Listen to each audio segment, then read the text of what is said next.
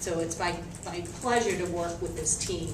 And I know that they're on it, and I know that they're calling me and updating me on everything that they see.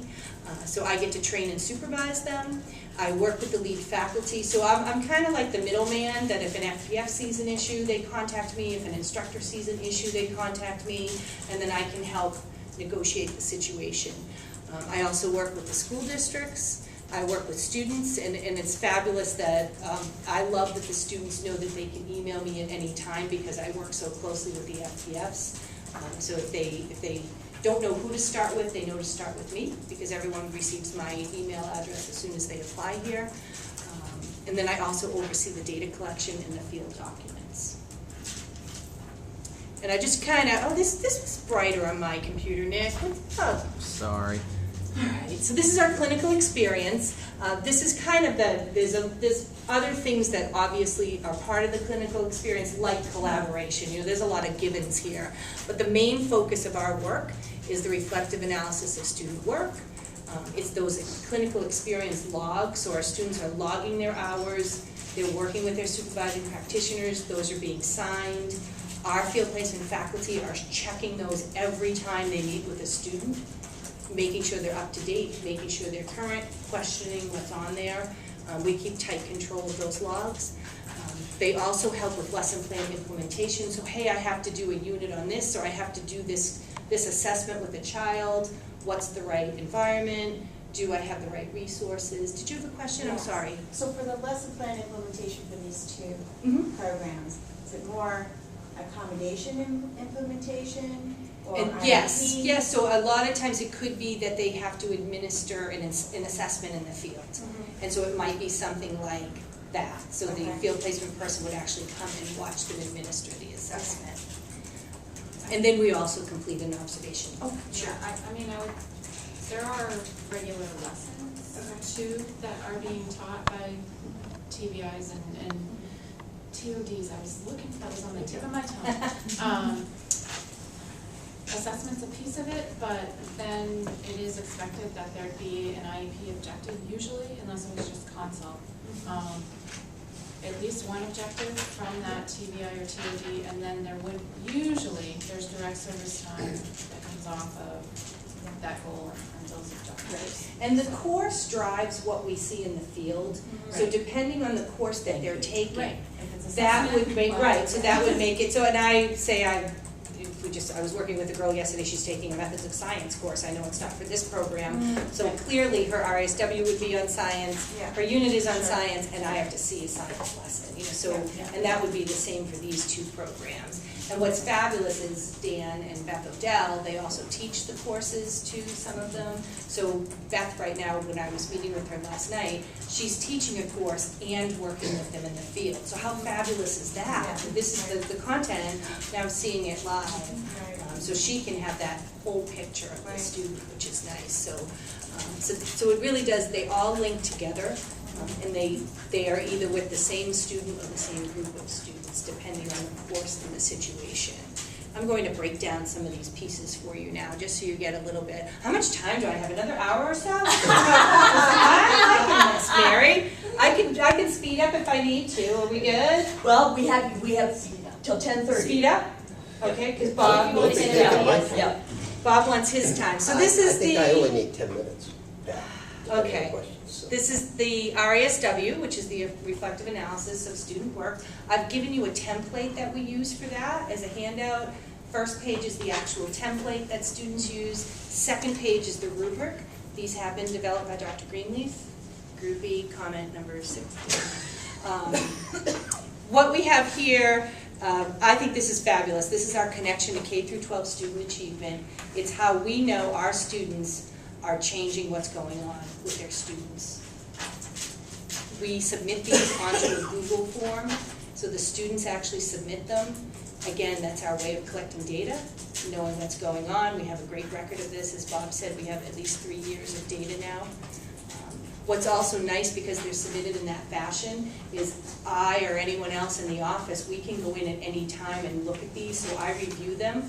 I do spot checks. I go in, I look at the feedback, I look at the scoring. I check what's going on. Are they being, is there immediate feedback being given? So we have a lot of access to this. This does follow the introductory, intermediate, and advanced levels. So as a student is working in an introductory course, that's when they're just learning the process and what to do. Intermediate and advanced, of course, our expectations are higher, and they're linked directly to the course. We have 4 main areas that we cover. The first column, they're done in columns. Each column is scored as a 0, a 0.5, or a 1, with a total being a 4.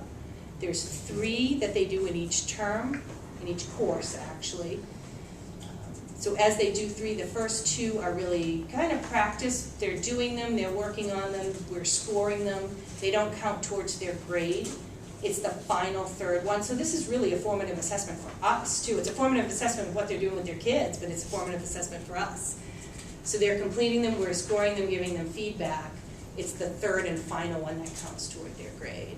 4 main areas. The first column looks at the learning target, the measurable goal, and the data. 1C, the very bottom box, is the data that they have collected on the student. I love that we're having them use data to make decisions and put it in their Did they practice. know that you're covering this form? Oh, I'm So covering that- this form. So the form that says RASW on it, so you know what she's referring to? 1C. Okay. Thank you, Bob. Because you have several pieces of paper. Then they use the data to look at column 2, where they're asking questions about what they believe is going on. The questions really have to be analytical. They can't just be, hey, will manipulatives help? They have to really think about the data and what's going on there. 3 is when they work with their professional learning peers, and they're asking people that work in their school their insights. And then the final column is really they put together the strategies that they want to try. So they write an RASW, and then they use this to actually write their lesson plan. This is the information they need. So they're creating a lesson based on data and analyzing the student and the student's needs. Then they collect new evidence. You know, how will you know if you've reached the target? And then they continue right back again. After they teach the lesson, they complete another RASW, looking at their new evidence, seeing if the child's reached the target, and the cycle just continues through. We, as FPFs, we receive these, we get them back within 48 hours, because they're a live document. The students are actually working in the field with their kids, they need it back. So it's great feedback that they receive. It opens up dialogue. I have one student right now, she's working on them, but she's also sitting with her supervising practitioner, talking about the child she's identified and working on this with her, which is what we want. We want that open collaboration. She's learning about her practice from her supervising practitioner. They're including me in the discussion. Next, we have our observations. So we observe 1 time per term per clinical course. We have a minimum of 3 connections or contacts with the student. So it's a pre-conference observation, post-conference kind of thing. There's a lot more discussion than just that. We do use TeachScape for our observations. So everything's recorded in there. All of the documents regarding the observation can be deposited in TeachScape. So it's a very valuable resource that we have. We do observations in introductory, intermediate, and advanced levels, and those observations build on each other, so we're expecting to see more, develop skills as the student moves through the program.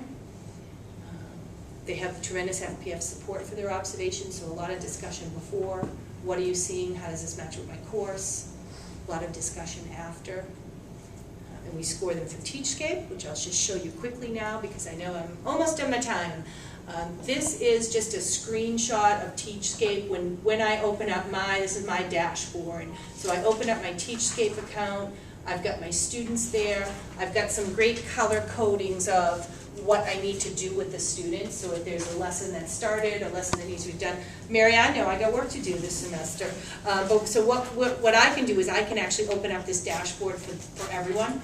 So I can see the master, and I can track how the FPFs are doing. I can click into any student. I can read the observation that's being done. So that's part of our quality control, that I can actually look at those, monitor, if I ever had a student